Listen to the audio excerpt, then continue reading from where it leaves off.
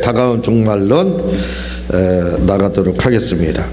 페이지 수로 105페이지 105페이지 다섯 번째 30절에 바깥 어두운 곳은 이 땅에 남겨둔 당한 사람들의 처지. 이 부분, 이 달란트 비유에 대해서 지금 이렇게 나가고 있는데, 우클리프 최초의 종교개혁자, 영국의 종교개혁자입니다. 1300년도 분이니까 루터보다 200년 또 앞서서 종교개혁을 시도했다 죽은, 순교당한 그분의 이제 의하면, 이 바깥 어두운 곳은 우리가 생각하는 지옥이 아니다. 왜냐하면 지옥은 이렇게 슬피 울며 울고 이를 갈 시간도 없어요. 그럴 여유조차도 없습니다. 왜냐하면 완전히 불 가운데 있기 때문에. 지옥불. 이 핵무기가 터지면 방사능으로 죽고 또 뭐 후폭풍 이렇게 죽는데, 불에 열에 의해서 녹아버립니다. 완전히 다 녹아버려요. 그러니까 사실은 열에 의해서 죽기 때문에 그 화장 정도가, 화장을 하면 뼈가루들에도 남죠. 근데 이건 완전히 공중 분해되는 것처럼 먼지로 다 돌아가는 거예요. 그런 아마 가루도 안 남을 겁니다. 그게 이제 핵무기의 그 공포거든요.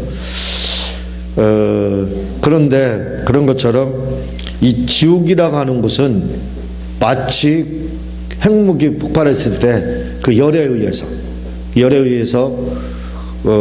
죽는 것처럼, 그 열기에 의해서 완전히 뼈가루도 남지 않는 것처럼 그런 곳입니다. 그런 곳, 지옥은. 그러니까 그 전에 우리가 아이들 전도할 때 라이터를 하나 가지고 다녔습니다.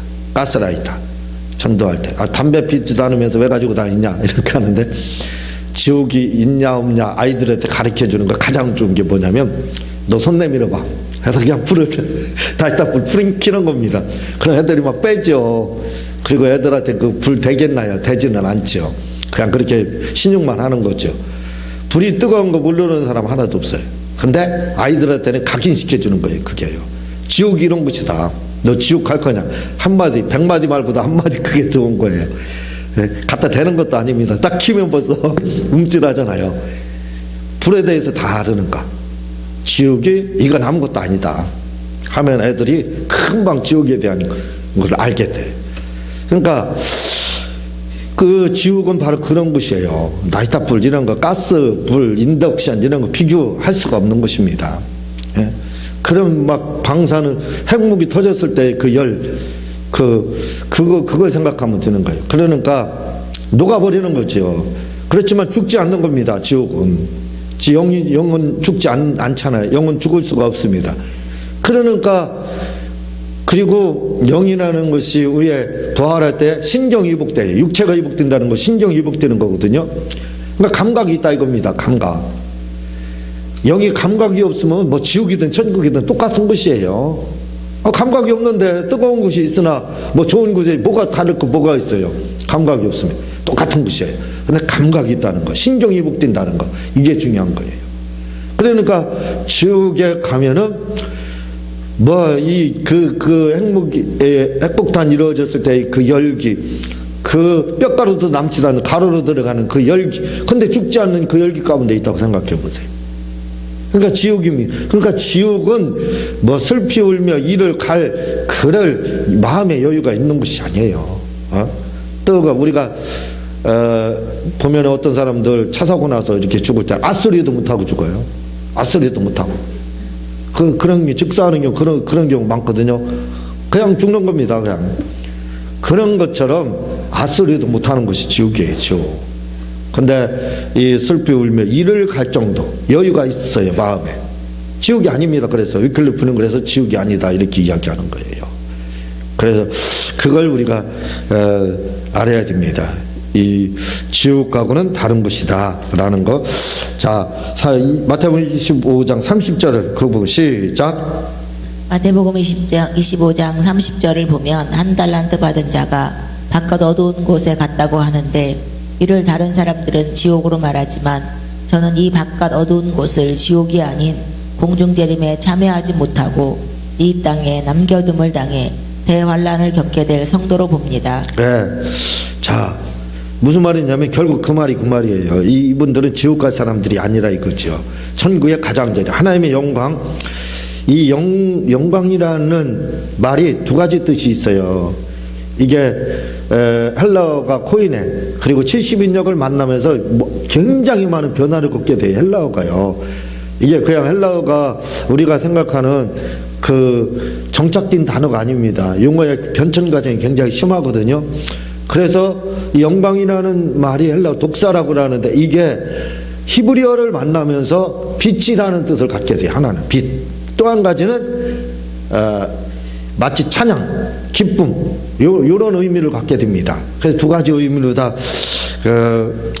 해석이 되거든요. 이 하나님의 영광의 빛이라는 거죠. 하나님의 영광, 곧 빛, 이렇게도 볼 수가 있는 거예요.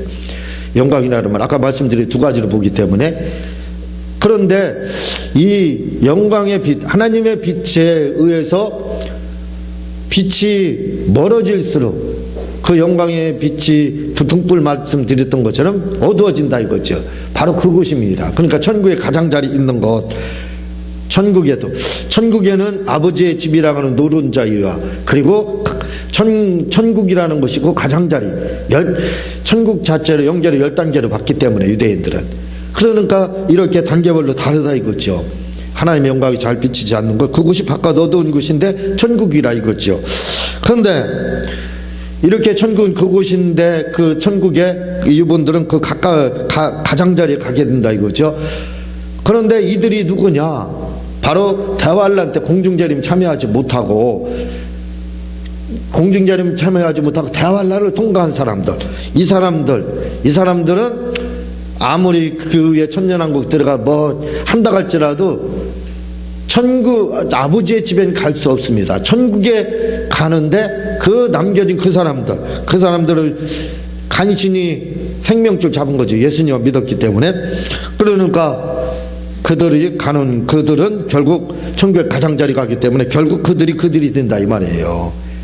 남겨둔 자들, 그들을 말한다. 똑같은 존재다 이 말입니다. 무슨 말인가 이해가 되겠죠? 읽어보겠습니다. 계속 시작. 왜냐하면 이 말씀은 주님이 말씀하신 소계시록에 포함되어 있기에 이 소계시록 안에서 말씀을 해석해야 하기 때문입니다. 마태복음 24장 25장은 소계시록이다. 이 계시록이라는 거, 요한계시록이 있잖아요. 그보다 더 중요한 게 소계시록입니다. 24장 주님이 말씀하는 계시록이다 이거죠. 그러니까 더 중요하다 이거죠. 그 안에 들어가 있다. 달란트 비유는 우리가 사명 이런 거 뭐 그런 걸 재능 이런 거 말하는 것 같지만 실제적으로는 종말을 말을 하는 거다. 이런 영계를 말을 하고 있다는 걸 알아야 된다 이거죠. 계속 읽겠습니다.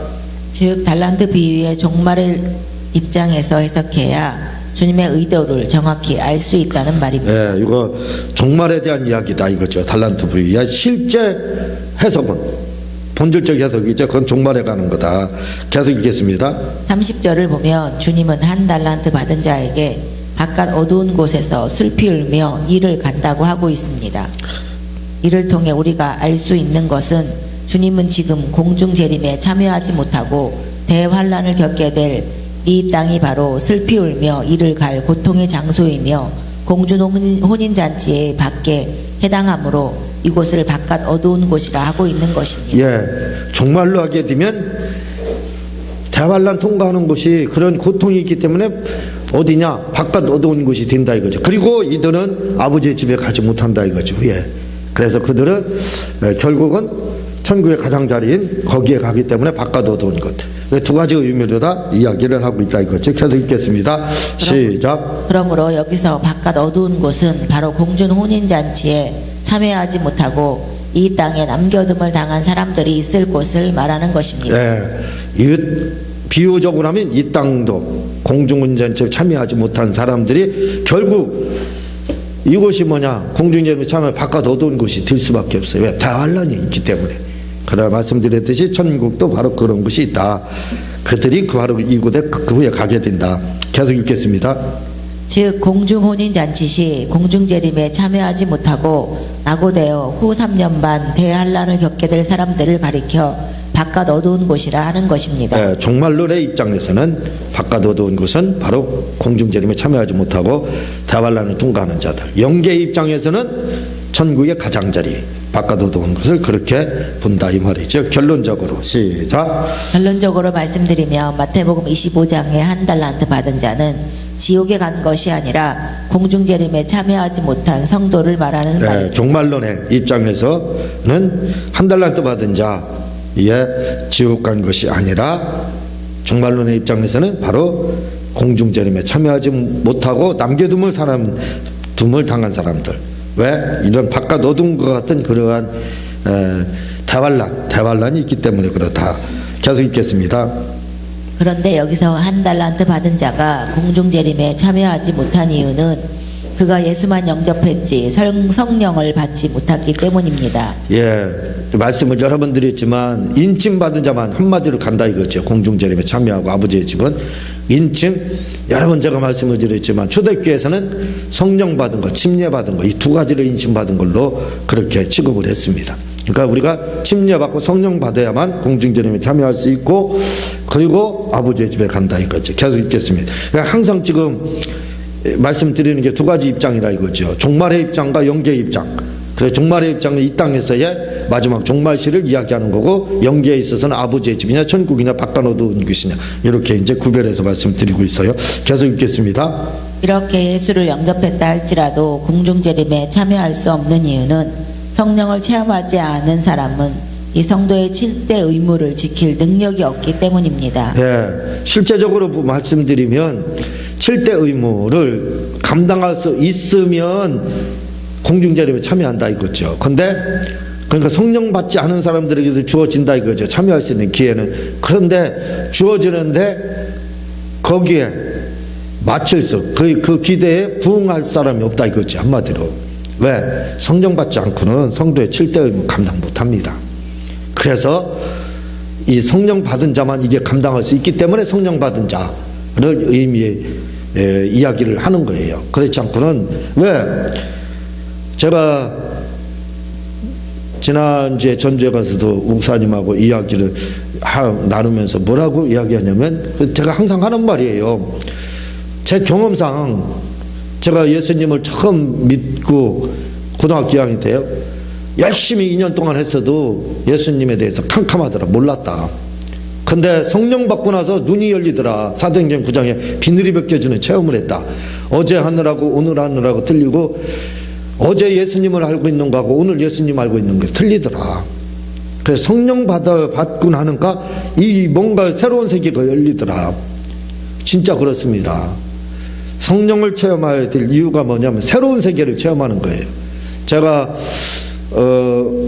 군대에서 군중병 있을 때 밑에 군중사병으로 있던 지금도 가끔 교제를 나누고 있는 분인데 가끔 말씀드리죠. 그분도 그 전에 군에 있을 때는 성령 체험을 하지 못했어요. 그래서 이분도 신학대학원 졸업했거든요. 근데 군에서는 늘 질문이죠. 모르는가? 궁금하는가? 처음 군에서 신앙생활 했으니까. 근데 제대하고 나서 이분이 성령 체험을 했어요. 근데 말소리를 딱 들어보니까 틀려요. 벌써 알고 말을 해요. 예수님에 대해서 다 알고 있는 겁니다. 뻔하게. 그전에는 그렇지 못하고 바로 이 부분이에요. 이렇게 틀리다니까요. 그래서 예수님에 대해서 이해하고 박사가 되려면 성령을 그래서 받아야 된다. 늘 말을 하고 이번에 전주에 가서도 그 말씀을 이렇게 이야기를 했거든요. 그러니까 봐봐요. 아니 눈봉사 때 성도의 7대 의무 지키라면 지킬 수 있어요? 소경한테? 무슨 수로 지킵니까? 알지도 못하는데. 예? 눈부터 떠야죠. 근데 영적이 성령 받치면 예수님에 대한 깡통이라니까요. 눈봉사입니다. 근데 어떻게 7대 의무 지켜요? 기회를 주는 거예요. 7대 의무 지키라. 그런데 못 지킨다 이거죠. 왜? 아니 영적으로 눈봉사인데 어떻게 지키냐 이거예요. 미션이 주어지지만 감당을 할 수가 없는 겁니다. 알아야 면장을 해먹지 감당을 못하는 거예요. 그래서 안 된다 이거죠. 기회를 안 줘서가 아니라 지킬 능력이 없다 이 말입니다. 계속 읽겠습니다. 시작. 또한 미련한 5 처녀 역시 성령 받지 못한 자가 공중재림에 참여한다는 것이 얼마나 어려운 것인지를 설명하는 말씀인 것입니다. 예, 다섯 슬기로운 다섯, 미련한 다섯처럼 성령 받지 못하면 이게 불가능하다 이거죠. 등불만 준비되어 있으면 뭐합니까? 기름이 없으면, 기름이 성령이잖아요. 성경에서 기름은 언제나 성령을 상징해요. 그래서 기름 부음 이런 거 다 성령을 상징하거든요.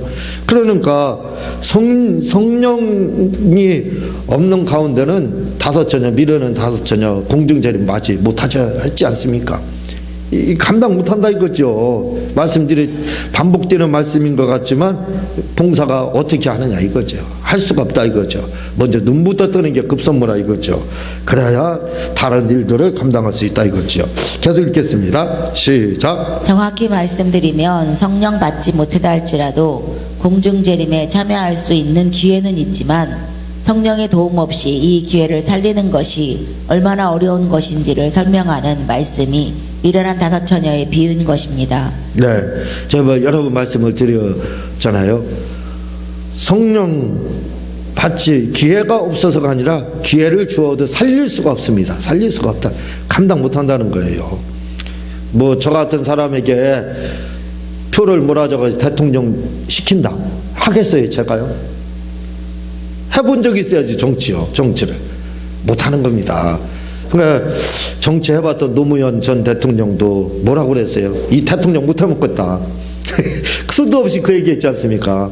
자기는 대통령 되려고 하지 않았는데 으쌰으쌰 하는 바람에 주위 사람들이 어쩔 수 없이 대통령 됐다고. 그러면서 자기가 한 말이 있어요. 그분이 나는 준비되지 않은 대통령이었다.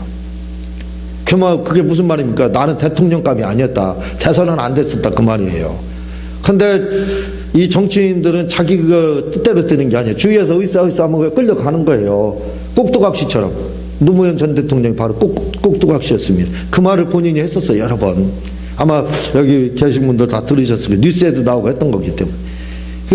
이게 뭐냐면 저 같은 사람한테 뭐 대통령 맡겨준다고 제가 감당할 수 있겠어요? 못합니다. 할 수가 없어요.